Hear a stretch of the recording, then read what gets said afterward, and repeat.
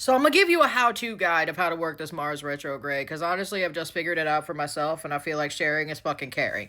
Okay? Over here, you're gonna see explanations of the houses flash up across your screen. You're gonna need that shit for later when I ask you, hey, look at where Leo is in your chart. These houses are gonna tell you what the fuck that means. Okay? Okay. First of all, let's understand Leo energy for a second, okay? Leo is ruled by the fucking sun, the brightest planetary element we have in astrology, right? That big ball of fire that all the planets circle around, okay?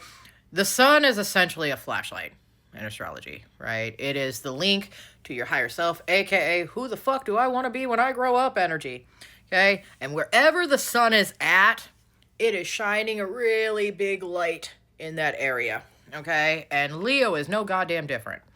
When a Leo walks into a room, it's usually pay attention to me now energy. It's I'm here, love me. It's king and queen of the zodiac vibes. It's I'm going to show you my authentic energy. I'm going to show you my authentic self, and you're going to like it, right? It's the energy of being truly you and putting that into your environment. And whoever's in that environment is going to clap and say hooray. That's Leo vibes, pretty much in a nutshell, right? Leo energy is the ultimate cheerleader and friend, and they're the person that you want right beside you looking up that mountain of shit you gotta do, whispering, you can do it. That's Leo vibes.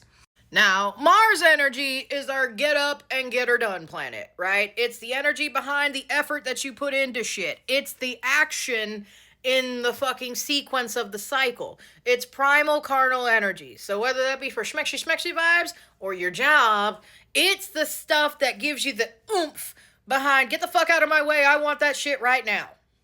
So now we put that together. Mars in Leo is all about look at me shine, right? I'm gonna do what the fuck I wanna do, and I'm gonna put out the energy that I wanna motherfucking put out there, and if you don't like it, well, I mean, that sounds like a you problem, bitch. We are all about our self-authenticity, and that's gonna show up in our actions, right? When Mars is in Leo, we are all about doing the things that make us and the people around us thrive. Why? Because kings have a court and kings love worship. And if we do things that our court likes, they worship us, right? So we're doing that in the healthy aspect because people pleasing is for Libras, and we're not about that life. We're people too. We deserve the worship too, right? But a good Leo also realizes that the people around them deserve worship as well because, hey, everybody deserves to be celebrated, baby.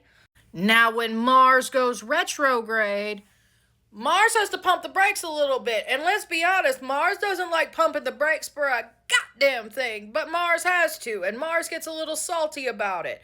In Leo, that can look like putting in energy into efforts that aren't authentic to us, and we got to think about that shit and go, are we actually making it to the goals that we want, or are we making it to the goals that we're hyperfixating on? We'll use myself as an example, okay? My business, I've been really hyper-focusing on that right now, to the point that I have become very much zoned in on my business, and when my business goes wrong, every aspect of my life is kind of overshadowed, right? Part of Leo energy is understanding that there is light that can shine everywhere, not in just one spot, okay? So if you're noticing that one area of your life is not working well, and that area might be affecting other areas, Mars is asking you, well, what can you do in this energy? How can you make your goals happen? If you can't make it happen that way, what's another way you can? Now, for me, Mars is navigating through my 12th house, right? My natal Mars is intercepted in my 10th, right? So for me, because the 12th house is unconscious issues, it's ways that we repress ourselves. I mean, it represents prisons and asylums and affairs and all the things you keep quiet and secret to your motherfucking self, right? It's our mistakes. It's looking back at our lives and going, how did we fuck that shit up? And what has that done on us now? right? It's that kind of energy. So, in that, first of all, this transit's about to make me fucking indestructible. Let's just go ahead and start there. But second of all, if I look at my natal placement and I look back on my childhood, which is where a lot of my childhood shit happens to be in the unconscious and the subconscious, right? I remember my daddy was the same neurotic way when it came to business. Hello, daddy issues. Mars, why'd you have to go and show me those? The 12th house can also be about breaking generational cycles, but we're talking about you, not me right now, homie. So, look at where Leo is at in your chart, right?